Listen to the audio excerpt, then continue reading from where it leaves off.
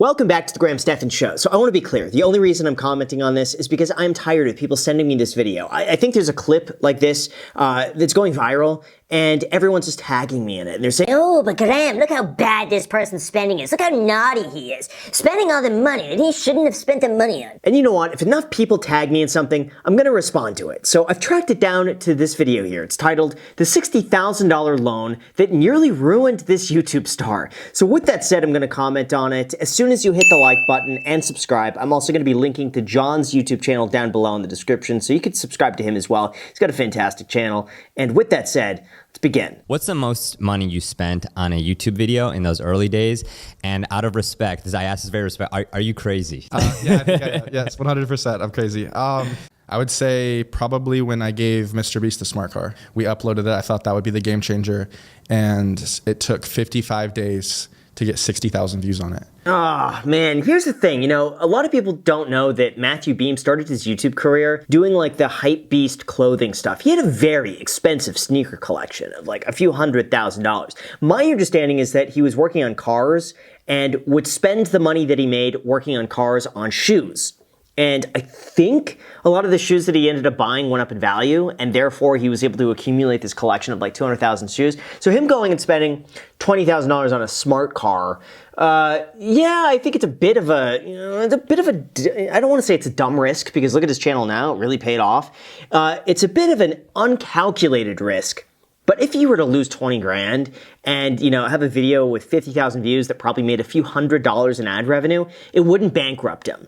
But his spending does get progressively worse. Like, I've been tagged in these clips that are a lot more severe than this. We'll continue. MrBeast just launched MrBeast Burger, so I think it would be the perfect idea to give him something that is like tangible and cool and looks incredible. So we invested all in that, and it worked really well for us. It's kind of funny. The more money you have and the more like fame and power that you have, the more you just get stuff for free.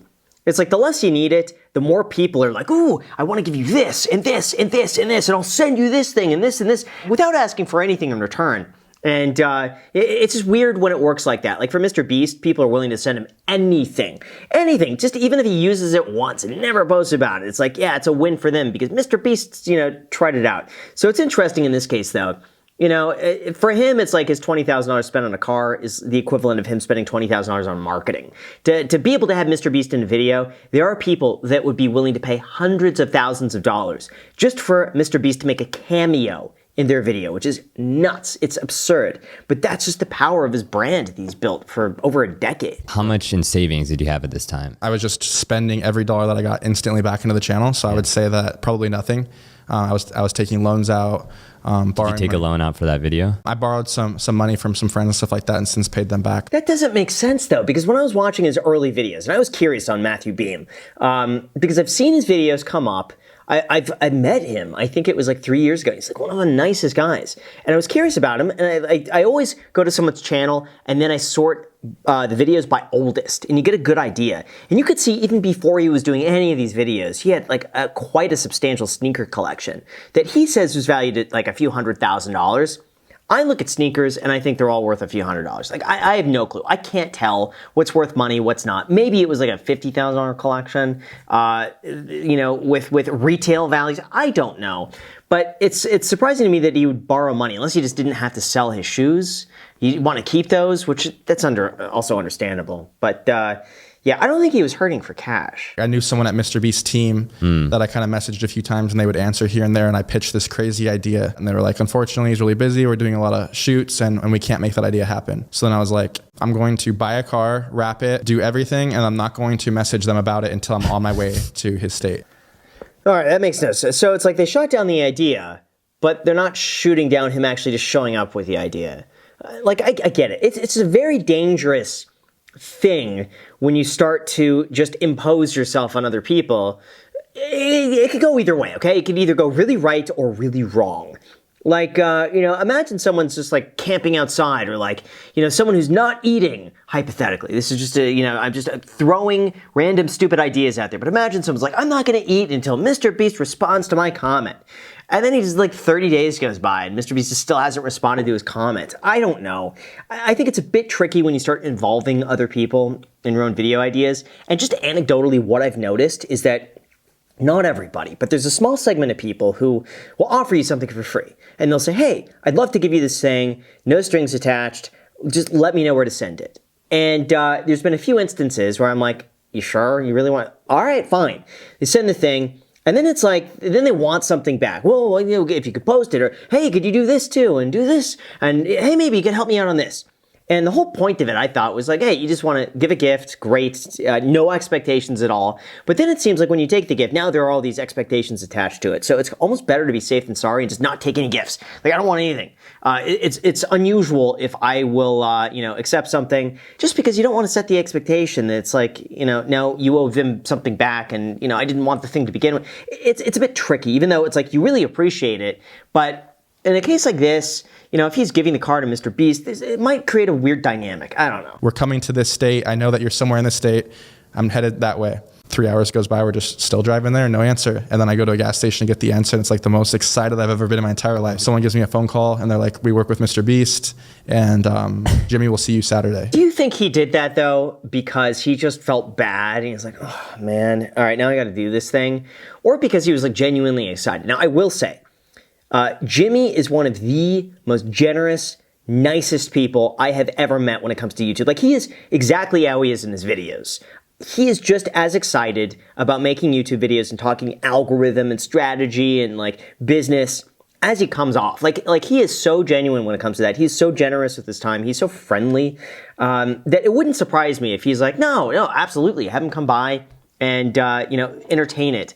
But also, if he were to entertain everybody who wanted to do something like this, he would have no time to do anything else. So I could see why his team has to be very selective of where he spends his time, because if he says yes to everything, he would never get anything done. I mean, that's the reality of it. We actually recorded that video and didn't post it for another 2 months because I was stockpiling other content. I actually went to every single In-N-Out burger in the country. And we were just trying to stockpile the most crazy stuff possible. So I had a catalog of videos before I went live. Smart. That is genius. That's a great idea. I think a lot of people get so excited in the moment, be like, yeah, I'm going to post this. But then they have nothing to follow it up with. Here's what I've noticed. When people get this big strike of an audience and they get the lightning bolt to the channel and now all these people are coming in, your next few videos have to be bangers. They have to be so good that the audience who watches that video is going to stick around to watch the other ones. Because I'll tell you what happens from an algorithm standpoint. If you have a video that everyone watches and then your next video doesn't appeal to that audience, YouTube is like, oh, we see a mismatch in content. We're not going to recommend this new video anymore because the old audience doesn't like it. And so we're just going to kind of let the channel basically go off into the oblivion. So that's why YouTube is very strategic. It has to be algorithm oriented. If you want to keep growing, if you want to build the audience, you have to kind of think of what's my audience going to want to see and how does this fit into the algorithm? It gets 2,000 views the first day, which was the most the channel's ever gotten, which was a really good thing. But compared to what I invested, it was really scary. You know what? Speaking of investments, if you want $20 in the next 3 minutes, let me give you a tip. You could go to acorns.com/Graham. And when you sign up, just for the month of April, they'll give you a $20 bonus. Now, for those unfamiliar, Acorns is an investing app that'll round up purchases for you to the nearest dollar and then invest the difference in your behalf. I've been using them for the last 5 years, and I think I have almost $100,000 with them thanks to regular contributions. So if you're interested in signing up as well and getting that $20, there's only 12 days left in the month to be able to claim this $20 bonus. The link is down below in the description, or you could go to acorns.com/Graham to sign up and get started today. And I'll get back to the video. Enjoy. Then I did a thumbnail change. It was getting 14 views an hour. Yeah. And it went from 14 to 18. And then after some time, it eventually hit close, I think it's at around 4 million views now. Yeah, see, it's little tiny changes like that. When you look at a video, I've had videos that I just thought, this is so good. This is such a great video. But if the title and thumbnail aren't good, no one's going to watch it. It's like the packaging. It's all the marketing. You have a great product, but it only goes so far by word of mouth or people randomly stumbling on it. With something like a YouTube video, if you don't have a good title thumbnail, the whole video is for a waste. You ruin everything. So you have to have a catchy title thumbnail. I removed myself from the thumbnail. I was a really big part of it. I was pointing at the car. Yeah. And then we kind of realized that the main thing here is the car and MrBeast. They might not really care about me as much. Yeah, see? I did the same thing with my MrBeast video. You could search Graham Stefan MrBeast. I think there are 2 to 3 videos up with him.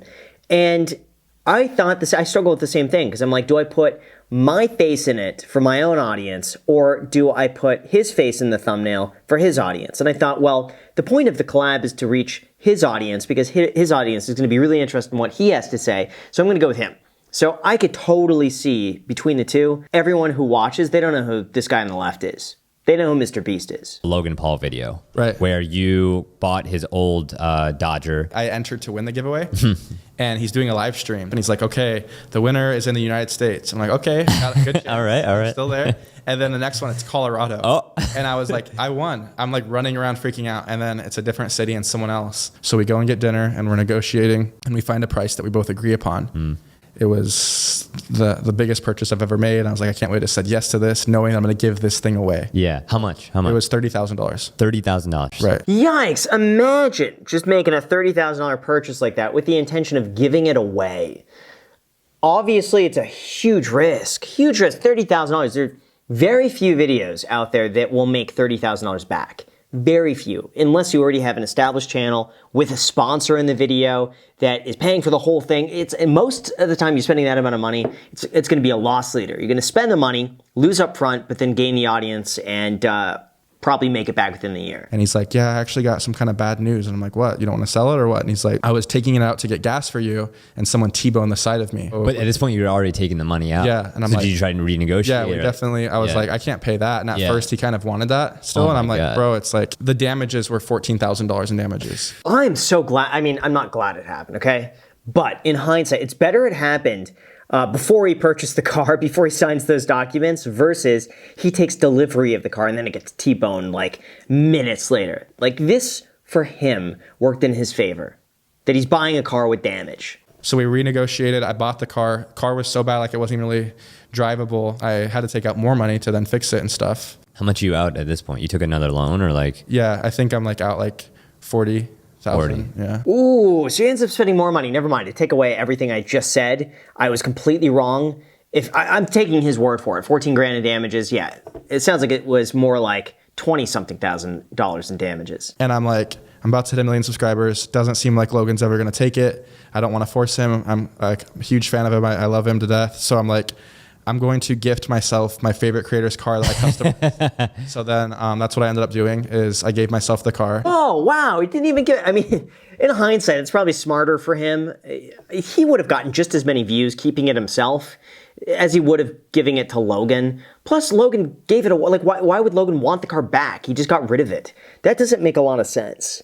It's smarter for him to have kept the car. Like when I meet people, they say like that's one of their favorite videos on the channel just because it's so real. And I mean, like I said, it was a massive investment. It didn't work out. It doesn't always work out, but luckily for me, I mean, in a way it does work out in a different way, you know? Yeah. So overall, yeah, it worked out for him, thankfully. Now he's got a great channel. He's making a lot of money, but my gosh, too big of a risk. I wouldn't have done it. I think it's kind of silly to push that much, but you know what? He's young. If he fails at it, so what? He's out less money doing this than most adults would be out starting their own companies. Like most, grown adults with like MBAs and business degrees are out there dropping hundreds of thousands of dollars of their own money, trying to get their career and business off the ground. He's doing it with under 50 grand. And if he fails, not a big deal. He could always just start over because he doesn't have that much room to fall. So from all the times he could have done this, I'm glad it worked out for him. So with that said, let me know what you guys think down below in the comment section. And also, how about this? As a thank you for watching to the end of the video, just for the month of April, which means there's only less than 2 weeks left to do this, you could get $20 as a bonus when you go to acorns.com/Graham or use the link down below in the description. It's only available for April, and yes, that's an affiliate link, but I was able to reduce the amount that I made so I could give that to you. So enjoy the $20. It's only available in another few weeks. Thank you so much, and until next time.